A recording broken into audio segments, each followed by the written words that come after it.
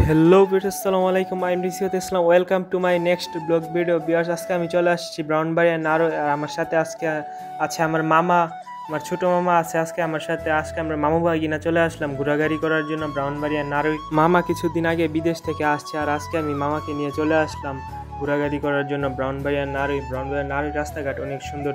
চলেন আমার আজকের ব্লগটা শুরু করা যাক। গাইজ, এটা হচ্ছে রাধিকা থেকে ব্রাউনবাড়িয়া নারোই যাওয়ার পথে রাস্তাঘাটগুলো নতুন হয়েছে। অনেক অনেক সুন্দর রাস্তাঘাট। একসময় ব্রাউনবাড়ির রাস্তাঘাট অনেক অনেক বাজে ছিল, চলাফেরা করার মতো ছিল না। এখন রাস্তাঘাট অনেক অনেক উন্নত হয়েছে। ব্রাউনবাড়িয়া এখন আর আগের মতো নয়। রাস্তাঘাটের অনেক উন্নতি হয়েছে এবং মানুষও স্বস্তির সাথে চলাফেরা করতে পারে এই রাস্তাঘাটগুলো দিয়ে। অনেক অনেক সুন্দর রাস্তা। আমরা মোটরসাইকেল দিয়ে যাইতেছিলাম, আমার মোটরসাইকেল আছে, সেই মোটরসাইকেল দিয়ে আমরা যাইতেছিলাম এবং চারদিকে দৃশ্যগুলো উপভোগ করতেছিলাম।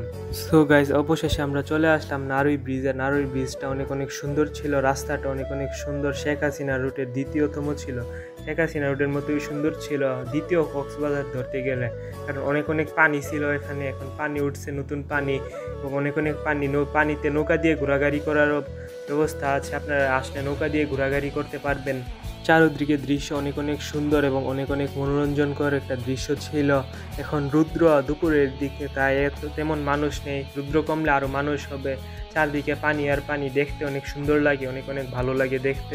গাইজ, তারপর মামা কিছুক্ষণ ক্যামেরা ধরলো, আমিও চারদিকের পরিবেশগুলো উপভোগ করলাম। নিচে নৌকা দিয়ে মানুষজন ঘোরাঘুরি করতেছে এবং চারদিকে দৃশ্যটা অনেক অনেক সুন্দর ছিল, যা বলার মতো নেই। আকাশটা অনেক অনেক সুন্দর ছিল, চারদিকের পরিবেশ, আকাশ সব মিলে একদম মনোরঞ্জন করে একটা দৃশ্য, ছবি তোলার মতো অনেক অনেক সুন্দর একটা জায়গা এটা।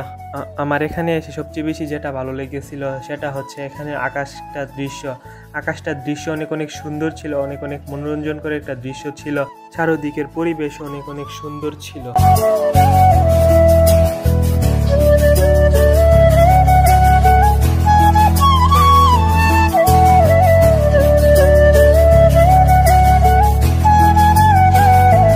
গাইজ, এই জায়গাটা অনেক অনেক জমজমাট ছিল। এখানে অনেকগুলো খাবারের দোকান ছিল, অনেকগুলো ফুচকার দোকান ছিল, এছাড়াও ছিল এখানে তাল, ক্যান্ডারির রস এবং অনেক অনেক খাবারের দোকান ছিল এখানে। এখন বিকাল হয়েছে, মানুষজন আস্তে আস্তে আসতেছে এখন পানি দেখার জন্য, পানির সৌন্দর্য উপভোগ করার জন্য।